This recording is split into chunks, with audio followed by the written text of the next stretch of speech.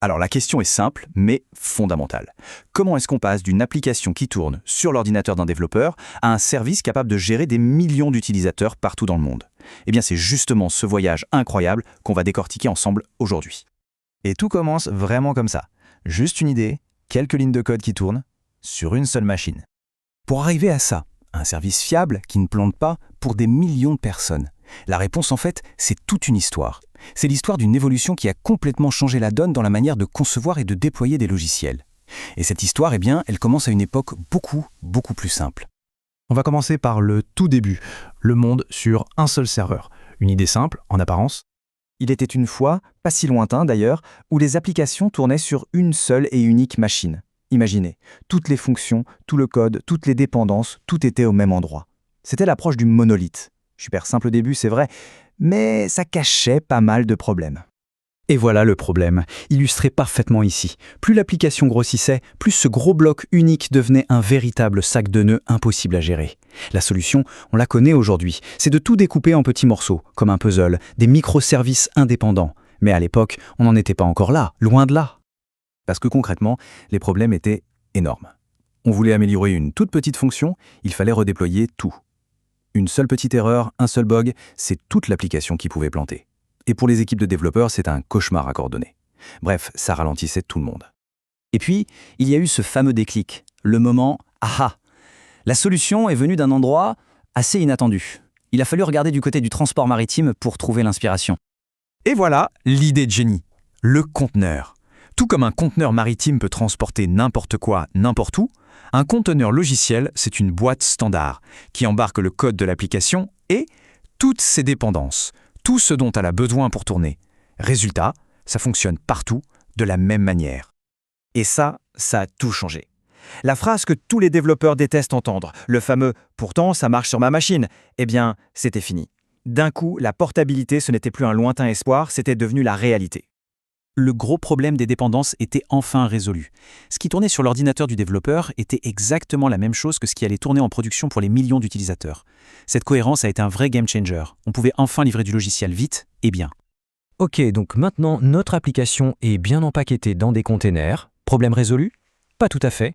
En fait, résoudre ce problème en a créé un nouveau. Et de taille. Parce que c'est bien beau d'avoir des containers, mais quand il faut en gérer non pas un, mais des centaines, voire des milliers, les faire communiquer, les surveiller, comment on fait? À la main, c'est juste impossible, c'est le chaos. Il fallait trouver un chef d'orchestre pour mettre de l'ordre dans tout ça. Et ce chef d'orchestre, c'est lui, Kubernetes. Pour reprendre notre analogie maritime, si les conteneurs sont les boîtes, Kubernetes, c'est un peu le grand gestionnaire du port. C'est lui qui s'occupe de toute la logistique, qui décide où placer chaque conteneur, qui s'assure que tout tourne comme une horloge. Concrètement, son boulot, c'est d'automatiser tout ce qui est pénible. Trouver une machine pour lancer un conteneur, c'est lui. Aider les conteneurs à se trouver et à se parler entre eux, c'est encore lui. S'il y a un pic de trafic, il va automatiquement ajouter des conteneurs. Et si un conteneur plante, pas de panique, il le remplace tout seul. L'idée, c'est de laisser les développeurs faire leur vrai travail, créer des fonctionnalités. Maintenant que Kubernetes s'occupe de toute la plomberie, de savoir où et comment les choses tournent, ça a ouvert un tout nouveau monde de possibilités. On pouvait commencer à construire des applications de manière beaucoup plus intelligente en utilisant des patterns, des modèles réutilisables. Ces patterns, c'est quoi au juste? En gros, ce sont des solutions éprouvées à des problèmes courants. C'est un peu comme une boîte à outils que tout le monde partage. Au lieu de réinventer la roue à chaque fois, on peut s'appuyer sur l'expérience collective, sur ce qui marche et ce qui ne marche pas, pour construire des systèmes fiables beaucoup plus vite. Un exemple très parlant, c'est le pattern Sidecar. L'idée est simple. L'application principale, elle est dans son conteneur, elle fait son job et c'est tout. Et juste à côté, on attache un deuxième conteneur, le sidecar, qui va s'occuper d'une tâche annexe, comme par exemple collecter les logs ou surveiller l'application. Ils vivent et meurent ensemble, mais leur code est totalement séparé. C'est super malin. Et l'avantage de cette approche, c'est qu'on crée des composants modulaires et réutilisables. Ce petit conteneur de logging, par exemple, on peut l'attacher à n'importe quelle autre application. Ça rend les systèmes beaucoup plus fiables, plus agiles et surtout plus simples à maintenir et à faire évoluer. Bon. Notre application est maintenant modulaire, orchestrée, résiliente. On pourrait croire que le voyage est terminé, mais non. Il reste une dernière étape, la plus fascinante, réaliser que cet univers peut être étendu à l'infini. Et c'est ça, l'idée la plus puissante. Kubernetes n'est pas un produit fini, une destination en soi. Non, c'est une fondation, une base solide sur laquelle on peut construire encore et encore. Grâce à son écosystème, on peut l'étendre pour lui apprendre à gérer à peu près n'importe quoi. On peut lui apprendre à gérer des bases de données, des modèles de machine learning, des infrastructures complexes, on peut définir nos propres objets, nos propres règles, il n'y a quasiment plus de limites. Cette flexibilité a permis à toute une communauté de l'adapter à des besoins hyper spécifiques, créant un écosystème immense et puissant.